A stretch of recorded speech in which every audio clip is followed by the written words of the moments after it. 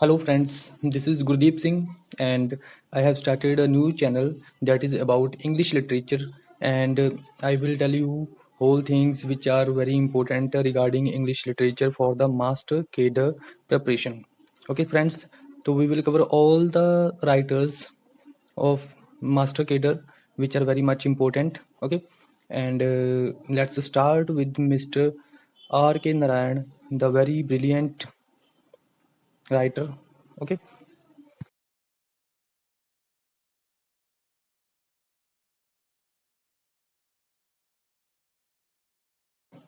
तो friends are के नारायण के बारे में सबसे पहले हम जाने तो उनका जो पूरा नाम है वो आपको अच्छे से पता होना चाहिए। रासीपुरम कृष्ण स्वामी अय्यर नारायण स्वामी, तो ये जो इनका है पूरा नाम था। उसके बाद इनके बर्थ की बात करें तो जन्म जो है इनका 10 अक्टूबर 1906 में मद्रास में हुआ था, जो कि आजकल हम चेन्नई के नाम से जानते हैं। ओके फ्रेंड्स, नेक्स्ट है कि उनके बारे में पता होना चाहिए कि उन्होंने एजुकेशन क्या प्राप्त की। तो एजुकेशन में क्या आ जाएगा हमारे पास कि एजुकेशन उन्होंने जो अपनी ग्रेजुएशन वगैरह जो है क्लियर की थी वो महाराजाज कॉलेज मैसूर से की थी क्लियर। एंड उनका जेनर था, ठीक है, कि मतलब किस किस में उन्होंने राइटिंग की है। तो उनका फिक्शन था जेनर एक, दूसरा हमारे पास है मिथोलॉजी था, और तीसरा हमारे पास है नॉन फिक्शन जैसे ट्रांसलेटर्स वगैरह। फिक्शन तो आपको पता ही होगा फिक्शन क्या होता है कि नॉवेल्स वगैरह जो हम राइट करते हैं, और मिथोलॉजी जो हम मिथ्स जो कहानियाँ जो हैं लिखते हैं, ठीक है, पुरानी जो कहानियाँ होती हैं उनके बारे में। और नॉन फिक्शन आ जाएगा कि ट्रांसलेशन उन्होंने जो की, तो वो नॉन फिक्शन में ट्रांसलेशन वगैरह आ जाती है उनकी। और उनकी हम डेथ की बात करें तो 13 मई 2001 में उनकी डेथ हो गई थी। कहाँ हुई थी? सेम प्लेस चेन्नई में हुई थी। और उनकी जो एज थी तब वो 94 एज के थे जब उनकी डेथ हुई थी। ओके, तो इसमें आपको बर्थ और डेथ दोनों अच्छे से इंडियन राइटर्स के पता होने चाहिए। 10 अक्टूबर 1906 में बर्थ हुआ था आर के नारायण का, एंड डेथ हुई थी 13 मई 2001 में। नेक्स्ट हम जानते हैं नोटेबल अवार्ड्स के बारे में। सबसे पहले तो नोटेबल अवार्ड्स जान लेते हैं। अच्छे से करूंगा डिस्क्राइब में, आपको कोई टेंशन लेने की जरूरत नहीं है। आप बस मेरा चैनल देखते रहना, सब्सक्राइब कर लेना, और आपको पेपर तक पूरी प्रिपरेशन हो जाएगी। जितने भी राइटर्स हैं वो सारे आपको मैं कवर करवा दूंगा, उनके मेन मेन जो चीज़ें हैं वो सारी कवर करवा दूंगा। उन्हीं में से ही लगभग लगभग आपको जो है पेपर देखने को मिल जाएगा। नोटेबल अवार्ड्स जो हैं वो हमारे पास हैं, पद्म विभूषण अवार्ड है, उसके बाद साहित्य अकादमी अवार्ड, उसके बाद बेंसन मेडल मिला उनको, फिर पद्म भूषण अवार्ड भी मिला। ओके, तो ये अवार्ड्स थे, बहुत ही बढ़िया बढ़िया अवार्ड मिले हैं उनको। नेक्स्ट हम उनकी वाइफ की बात करेंगे तो उनकी वाइफ थी राजम। तो वो अपनी सिस्टर के घर पे गए थे एक बार, तो वहाँ पे उनको एक लड़की मिली राजम, जो कि आई थिंक 14-15 ईयर्स ओल्ड होगी। तो उससे उनको लव हो गया और उन्होंने मैनेज किया, और मैनेज किया सभी बातों को। आपको पता ही है कि लव मैरिज वगैरह तब अलाउड नहीं थी, और जो भी प्रॉब्लम्स आ रही थी उनको मैनेज करने के बाद उन्होंने राजम से मैरिज कर ली, और ये लव मैरिज थी। उनके चिल्ड्रंस में हम बात करें तो हेमा नारायण, उनकी एक ही बेटी थी हेमा नारायण। उसके बाद उनकी वाइफ की जो है डेथ हो जाती है जल्दी ही, और उसके बाद वो मैरिज भी नहीं करते हैं। उसके बाद नेक्स्ट हमारे पास आता है रिलेटिव्स के बारे में। अगर हम जानें तो मिस्टर आर के नारायण जो हैं उनके रिलेटिव्स में आया था। मेनली हम बात करें तो आर के लक्ष्मण, जो कि कार्टूनिस्ट हैं, और उनके जो ब्रदर हैं, ठीक है, आर के लक्ष्मण जो है उनके ब्रदर हैं। नेक्स्ट हम बात करें, वो पार्लियामेंट जो हमारी है उसके मेंबर भी रहे हैं राज्यसभा के। कब से कब तक? 12 मई 1986 से लेके 11 मई 1992 तक जो है वो पार्लियामेंट के मेंबर रही। और अगर फ्रेंड्स की बात करते हैं तो फ्रेंड्स में हमारे पास मेनली फ्रेंड ही कह देंगे हम, जो उनकी हेल्प कर रहे हैं तो वो फ्रेंड ही हैं। ग्राहम ग्रीन, जिन्होंने उनकी पहली 4 बुक्स जो थी उनको पब्लिश करने में उनकी सहायता की, क्योंकि आर के नारायण जो थे उनको पब्लिशर कोई नहीं मिल रहा था, उनकी बुक्स को कोई पब्लिश नहीं कर रहा था, ठीक है, नहीं मिल रहा था तब उनको पब्लिशर। तो ग्राहम ग्रीन को जो है उनकी राइटिंग्स मिलती हैं, और वो रेकमेंड करते हैं कि आर के नारायण की जो भी बुक्स हैं वो पब्लिश की जाए। पहले उन्होंने जो मेन बुक थी स्वामी एंड फ्रेंड्स जो है उसको पब्लिश करवाया, उसके बाद बैचलर ऑफ आर्ट्स को, ऐसे पहली जो 4 थी वो ग्राहम ग्रीन ने ही पब्लिश करवाई। ओके फ्रेंड्स, तो इतना आपको अंडरस्टैंड हो गया होगा आर के नारायण जी के बारे में। उसके बाद हम जाते हैं उनके वर्क्स के ऊपर। वर्क्स में हम करेंगे मेनली जो वर्क्स हैं मेन वो करेंगे हम, ठीक है। वैसे तो वर्क उनका काफ़ी ज़्यादा है। ओके, जैसे एक बार मैं आपको बोल देता हूँ वर्क्स उनके, जैसे Swami and friends, the bachelor of arts, the dark room, Malgudi days, जो शॉर्ट स्टोरी थी उनकी। उसके बाद उन्होंने एक कंपनी भी अपनी स्टार्ट की, इंडियन थॉट पब्लिकेशन। उसके बाद उन्होंने एक मूवी थी मिस मालिनी, ठीक है, उसका स्क्रीन प्ले भी राइट किया। उसके बाद मिस्टर संपत आते हैं, उनकी बुक मिस्टर संपत। उसके बाद the financial expert, waiting for the Mahatma, the guide जिसको कि साहित्य अकेडमी अवार्ड मिला, my dateless diary, next Sunday collection है ये एसएस की नेक्स्ट संडे जो है। उसके बाद है man eater of Malgudi, gods demons and others, ये मिथोलॉजिकल का उनका वर्क है। उसके बाद है हमारे पास the vendor of sweets, a horse and two gods, ये भी शॉर्ट स्टोरीज की कलेक्शन है एक, और उन्होंने ट्रांसलेट किया था रामायण और महाभारत को भी। उसके बाद painter of science, the emerald route, and ये एमराल्ड रूट जो है उसके बारे में हम बात करें तो कर्नाटका के बारे में इसके बारे में बताया गया है। टोटली कर्नाटका जो है गवर्नमेंट ने कहा था उनको लिखने के लिए, तो उन्होंने सरकार की इजाजत पे ये लिखा है। ए टाइगर ऑफ मालगुड़ी, ठीक है। नेक्स्ट आया था हमारे पास, और इसमें टाइगर है और उसके जो रिलेशन है ह्यूमन बींग्स के साथ उसके बारे में बताया गया है। नेक्स्ट हमारे पास है टॉकटिव मैन, एक नॉवल है, और ये जो है एक जर्नलिस्ट होता है उस मालगुड़ी में, तो उसके बारे में एक कहानी है। नेक्स्ट हम बात करें एक राइटर्स नाइटमेयर। नाइटमेयर एक राइटर का नाइटमेयर है, मतलब सपना है राइटर का। कलेक्शन है एसेस की, ठीक है, कास्ट सिस्टम पे, नोबेल प्राइज विनर्स पे, या फिर लव पे और मंकीज पे। नेक्स्ट हमारे पास है द वर्ल्ड ऑफ नागराज, एक नॉवल है। Next grandmother's tale, autobiographical novel है ये, क्योंकि उन्होंने इसमें अपनी दादी माँ जो थी उनके बारे में ही बताया था, उनकी ही कहानी बताई थी, और उन्होंने बताया था इसमें कि कैसे उनके जो हस्बैंड है वो चले गए थे उनको छोड़ के, और कैसे उनकी दादी माँ उनको जो है ढूंढती रही, कहाँ कहाँ ट्रैवल किया। ओके ओके फ्रेंड्स, तो अब हम आते हैं उनके मेन जो वर्क्स हैं उनके ऊपर। देखो सबसे ज़्यादा नोटेबल वर्क जो उनका है वो है Swami and friends. Swami and friends इसको हम कह सकते हैं कि ये एक सेमी ऑटोबायोग्राफिकल नॉवल है, ठीक है। और इसमें उन्होंने बताया है कि कैसे उन्होंने एडवेंचर्स किए, स्कूल बॉयज़ के एडवेंचर्स के बारे में बताया गया है। साउथ इंडियन टाउन एक बनाया था उन्होंने, अपना फिक्शनल टाउन है एक मालगुड़ी, तो मालगुड़ी के टाउन में कैसे स्टूडेंट्स जो हैं उन्होंने एडवेंचर किया स्कूल बॉयज़ ने, उसके बारे में पूरा यही लेखन है, नॉवल है। नेक्स्ट हमारे पास है English teacher, the English teacher, तो ये 1945 में आया था। तो स्वामी एंड फ्रेंड्स जो है 1935 में आया था। अब इंग्लिश टीचर की बात करें तो ये जो नॉवल है वो उन्होंने अपनी वाइफ राजम को डेडिकेट किया है। राजम जो है उनकी वाइफ थी, और ये ऑटोबायोग्राफिकल तो है ही है, साथ में मतलब इसमें बहुत ज़्यादा फीलिंग उन्होंने अपने दुख की प्रकट की है। ओके, उन्होंने एक्सपीरियंस बताया है अपनी लाइफ का, कृष्णा की लाइफ का। कृष्णा उन्होंने खुद को बोला है, और जो कि एक इंग्लिश टीचर हैं, और वो कैसे अपने अंदर की शांति स्थापित करने के लिए या फिर फाइंड करने के लिए या खुद की डेवलपमेंट के लिए, विकास के लिए कैसे मशक्कत करते हैं, उसके बारे में उन्होंने बताया है।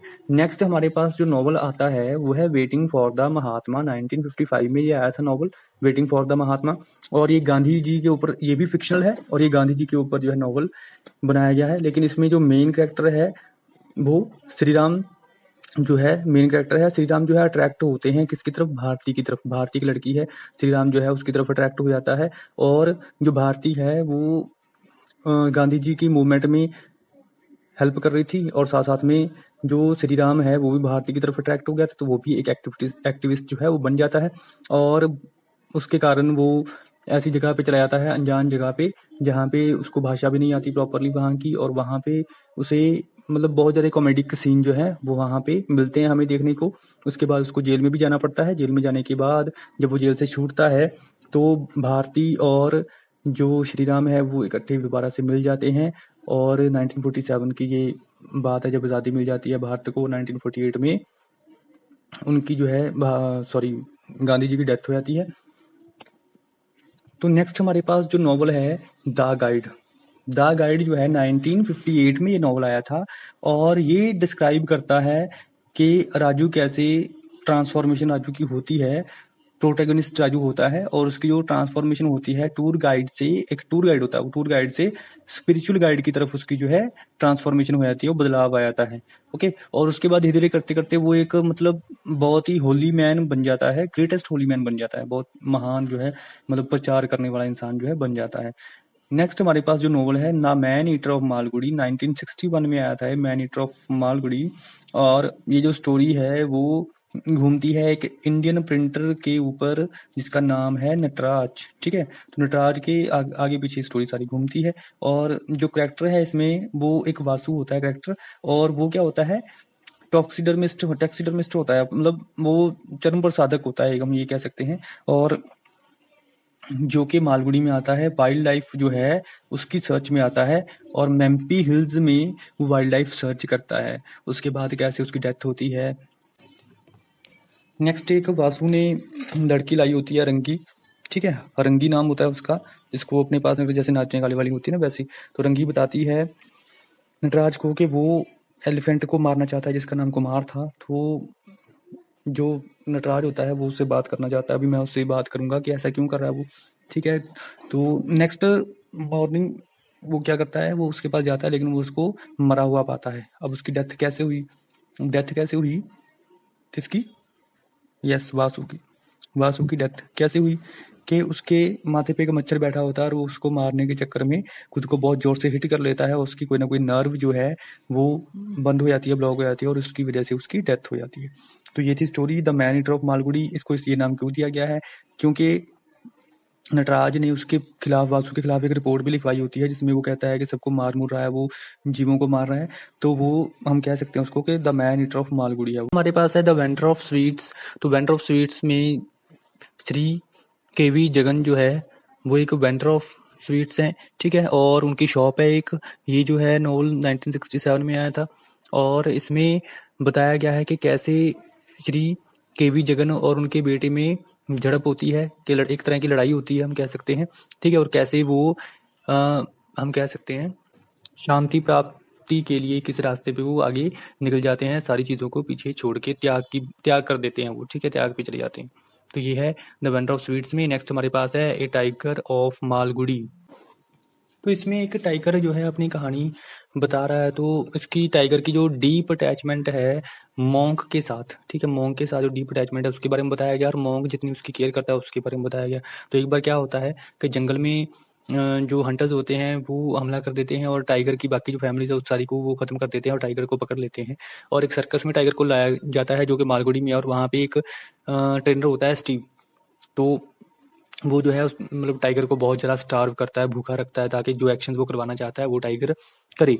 लेकिन टाइगर जो है वो नहीं करता। तो थोड़े टाइम बाद टाइगर को जो पुरानी चीज़ें हैं वो याद आती हैं और वो क्या करता है कि स्टीव को मार देता है। उसके बाद वहाँ से चला जाता है। उसके बाद वो रिकैप्चर किया जाता है, दोबारा पकड़ लिया जाता है। अब दोबारा किसके द्वारा पकड़ा जाता है, मॉन्क के द्वारा, ठीक है। मॉन्क क्या करते हैं उसको ले आते हैं अपने साथ, उसके साथ बहुत प्यार से व्यवहार करते हैं, वो भी उनके साथ अटैच हो जाता है। उसके बाद मॉन्क जो है थोड़े टाइम बाद उसको डोनेट कर देते हैं और जू में रखा जाता है और बहुत उसकी देखभाल होती है। ओके, तो ये स्टोरी है हमारे पास टाइगर ऑफ मालगुडी की। ओके, नेक्स्ट हमारे पास शॉर्ट स्टोरीज हैं। सबसे पहले हमारे पास है लॉले रोड, 1956 में ये आई थी और ये स्टोरी जो है लॉले के स्टैचू के बारे में है। और लॉले जो थे वो हम कह सकते हैं कि एक अच्छे इंसान थे जो नॉर्मली लोगों की हेल्प कर रहे थे। लेकिन जो चेयरमैन होते हैं म्युनिसिपल कॉरपोरेशन के मालगुडी में, तो वो मतलब कुछ भी वर्क नहीं करवाते हैं मालगुडी में, ठीक है। 1947 से पहले कुछ भी वर्क नहीं करवाते। स्ट्रीट जो है गंदी वगैरह रहती हैं, कूड़ा कचरा पड़ा रहता है। लेकिन 1947 में जब हमें आज़ादी मिलती है तो सारा वहाँ पे सफाई हो जाती है। स्ट्रीट्स जो हैं अच्छी साफ़ सुथरी दिखाई देती हैं, पूरा कूड़ा करकट जो है उठा लेते हैं वहाँ से और प्रॉपर साफ मतलब जो मालगुडी है वो बन जाता है नीट एंड क्लीन। तो उसके बाद जो है चेयरमैन सोचते हैं कि भाई क्या करें, स्ट्रीट्स को नया नाम दे। तो कोई गांधीनगर रख देता है, कोई गांधी रोड रख देता है, ऐसे मतलब जवाहरलाल नेहरू रोड या कुछ भी ऐसे जो नेम्स हैं वो रखते हैं सारे। तो सजेशन जो है इतने बड़े नहीं लगते हैं, बढ़िया नहीं लगते चेयरमैन को। तो वो कहता है कुछ अलग सा करना है, मुझे बड़ा करना है। तो वो देखता है कि स्ट्रीट पे एक चौक के ऊपर लॉले का स्टैचू है। तो वो कहता है कि इसको हटाना है, इसको हटाओ, तो हम अब आज़ाद हो गए हैं। तो वो उसको मिसअंडरस्टैंड कर लेता है कि वो वार्न हेस्टिंग के टाइम पे जो लॉर्ड था जिसने बहुत अच्छे कार्य किए थे उसका स्टैचू है। लेकिन जो टॉकिंग मैन होता है वो कहता है कि भाई चलो कोई बात नहीं, तो मैं इसको निकाल दूंगा स्टैचू को, मैं कुछ भी आपसे पैसे नहीं लूंगा। वो सोचता है कि मैं अभी क्या करूंगा, इसको बेचने के बाद कुछ ना कुछ खरीदूंगा नया, ठीक है, पैसे बना लूंगा बहुत सारे। तो अपने जो है एक्सपेंडिचर करके वो स्टैचू को वहां से उखाड़ता है किसी ना किसी तरीके से, बहुत मुश्किल से, मतलब बहुत 20 कम से कम 20 टन का वो स्टैचू होता है। तो नीचे उसको मोल्टन लेड से फिक्स किया होता है, तो उसको निकालना बहुत मुश्किल होता है। तो वो ब्लास्ट वगैरह करके जिस भी तरह से वो निकाल लेता है। निकालने के बाद वो अपने घर पे ले आता है। अब लोगों जब अब वो अपने न्यूज़पेपर में भी दे देता है, क्योंकि टॉकिंग मैन है तो वो न्यूज़पेपर में भी दे देता है भाई कि मैंने ये स्टैचू जो है अब निकाला, उसके बारे में सारी जो डिस्क्रिप्शन है वो दे देता है। उसके बाद जो लोग हैं उनको पता चलता है भाई ये तो लॉले दूसरा था भाई, जिसने मतलब लोगों की बहुत ज़्यादा हेल्प की थी, वो अच्छा इंसान था। तो लोग कहते हैं कि भाई हमें ये स्टैचू यहीं पे वापस चाहिए।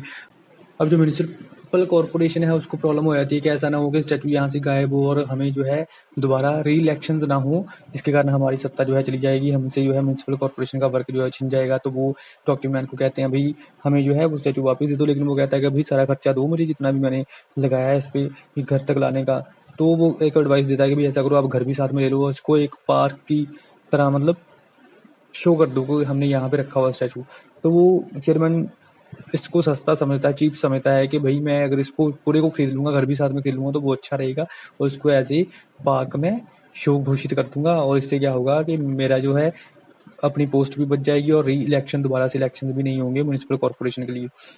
तो वो जो है पूरे का पूरा खरीद लेता है, घर के साथ खरीद लेता है और जो स्ट्रीट है उसको नाम दे देते हैं दलोले रोड। तो ये थी स्टोरी हमारे पास दलोले रोड।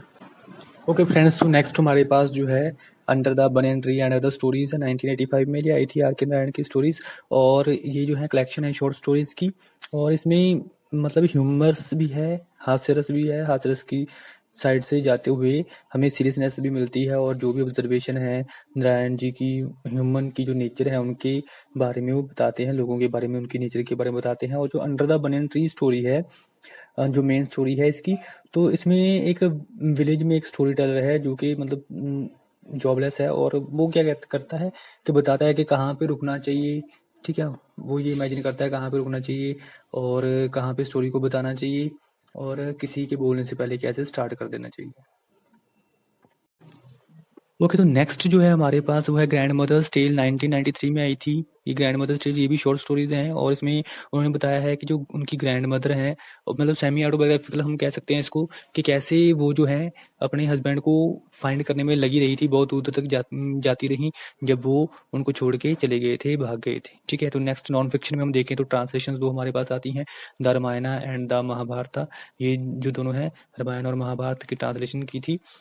और ये जो है रामायण की जो ट्रांसलेशन 1972 में हुई थी और महाभारत की 1978 में हुई थी। तो ये दोस्तों कुछ काम था जो आर के नारायण जी के द्वारा बहुत इंपॉर्टेंट वर्क था, वो मैंने बताया आपको। सारा अगर बताने लगूंगा तो नहीं बता पाऊंगा एक वीडियो में। तो कोशिश करूंगा कि जो बढ़िया से बढ़िया कंटेंट है वो आपके पास लेके आऊं ताकि आप अच्छे से अच्छा सीख पाओ। और प्लीज़ ताकि मैं नेक्स्ट वीडियोस भी बनाऊं, आगे जारी रखूं अपना सिलसिला इंग्लिश लिटरेचर पे। तो प्लीज़ अगर आपको अच्छा लगा तो लाइक करें और सब्सक्राइब ज़रूर करें चैनल को। लाइक से बस कुछ नहीं, हमें मोटिवेशन ज़रूर मिलता है कि मुझे नेक्स्ट वीडियो बनानी है। ठीक है, तो मोटिवेशन मिलता है तो जल्दी जल्दी वर्क करने का दिल करता है अभी। ओके, ठीक है friends, thank you. Next video का वेट कीजिए and please must subscribe my channel ताकि मैं अच्छी सी नेक्स्ट वीडियो और कंटेंट बढ़िया के साथ लेके आऊँ आपके सामने। Thank you.